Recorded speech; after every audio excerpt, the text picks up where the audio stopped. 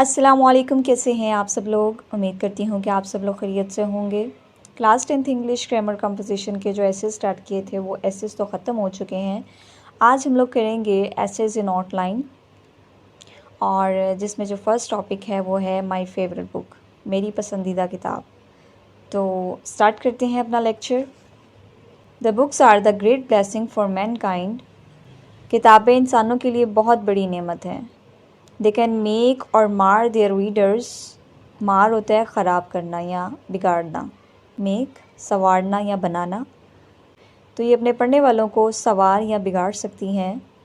We should be very careful in the selection of the books۔ کتابوں کے انتخاب میں ہمیں بہت محتاط رہنا چاہیے۔ I have read so many books but the Holy Quran is my favorite book۔ میں نے بہت ساری کتابیں پڑھی ہیں لیکن قرآن پاک میری سب سے پسندیدہ کتاب ہے۔ Quran means the most widely read book. Most widely وسیع پیمانے پر۔ قرآن پاک کا مطلب ہے وسیع پیمانے پر پڑھی جانے والی کتاب۔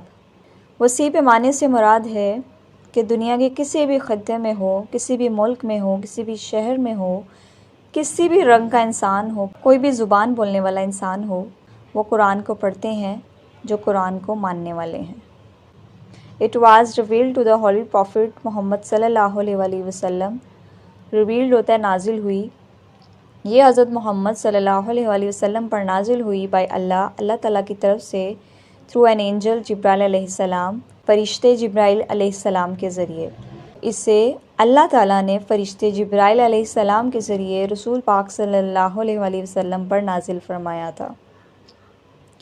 It is written in Arabic۔ یہ عربی زبان میں لکھی گئی ہے۔ Its language is very eloquent, impressive and forceful۔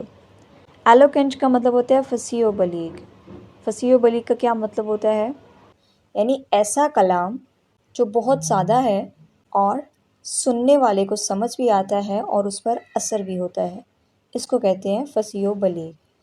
یعنی قرآن کی جو یہ زبان ہے فصیح و بلیغ ہے، امپریسو متاثر کن ہے، اینڈ فورسفل اور پر اثر ہے۔ Nobody can write such a book۔ کوئی ایسی کتاب نہیں لکھ سکتا، یعنی جن انسان یا دنیا کی کوئی بھی مخلوق، ایون کہ کائنات کی بھی کوئی مخلوق ہو، وہ ایسی کتاب یا ایسا کلام نہیں لکھ سکتی۔ Holy Quran is the greatest miracle of the Holy Prophet صلی اللہ علیہ وآلہ وسلم۔ یہ رسول پاک صلی اللہ علیہ وآلہ وسلم کا سب سے بڑا معجزہ ہے۔ میریکل، معجزہ۔ It is full of knowledge and wisdom۔ یہ علم اور ذہانت سے بھرپور ہے۔ It guides man completely۔ یہ انسان کی مکمل طور پر رہنمائی کرتی ہے۔ It tells us how to live in this world۔ یہ ہمیں بتاتی ہے کہ اس دنیا میں کیسے رہنا ہے۔ It is the last message of Allah۔ یہ اللہ تعالیٰ کا آخری پیغام ہے۔ It presents the complete and perfect code of life۔ presents پیش کرتی ہے، perfect code of life مکمل زندگی کا ضابطہ حیات۔ ضابطہ یعنی طور طریقے، کس طرح زندگی گزارنی ہے، یہ مکمل ضابطہ حیات پیش کرتی ہے۔ It has a unique philosophy۔ Unique جس کی کوئی مثال نہ ہو، philosophy فلسفہ۔ A powering ethic یعنی اخلاقیات کی جو طاقت ہے، اس کا جو ضابطہ ہے وہ موجود ہے اس میں۔ And a perfect religion اور ایک مکمل دین ہے۔ اس میں ایک بے مثال فلسفہ، ایک طاقتور اخلاقی ضابطہ اور ایک مکمل دین ہے۔ It is an everlasting book۔ everlasting کیا ہوتا ہے؟ جو ہمیشہ رہے، ابدی، دائمی، تو یہ ایک دائمی کتاب ہے۔ It can meet the challenges of all the times۔ all the times ہر زمانے کے مشکلات یا چیلنجز کا سامنا کر سکتی ہے۔ It is entirely meant for the betterment of the human beings۔ entirely مکمل طور پر۔ meant for کا مطلب ہوتا ہے مخصوص ہونا۔ betterment of the human beings انسانوں کی بھلائی کے لیے، تو یہ مکمل طور پر انسانوں کی بھلائی کے لیے اتاری گئی ہے۔ If we act upon its teachings اگر ہم اس کی تعلیمات پر عمل کریں، we can succeed in this world and the world hereafter as well۔ تو اس دنیا میں اور اگلی دنیا میں کامیاب ہو سکتے ہیں۔ hereafter بعد والی دنیا۔ علامہ اقبال فرماتے ہیں if we wish to live as a Muslim، اگر ہم مسلمان کے طور پر رہنا چاہتے ہیں، it is not possible to live without قرآن، تو قرآن کے بغیر ایسا ممکن نہیں۔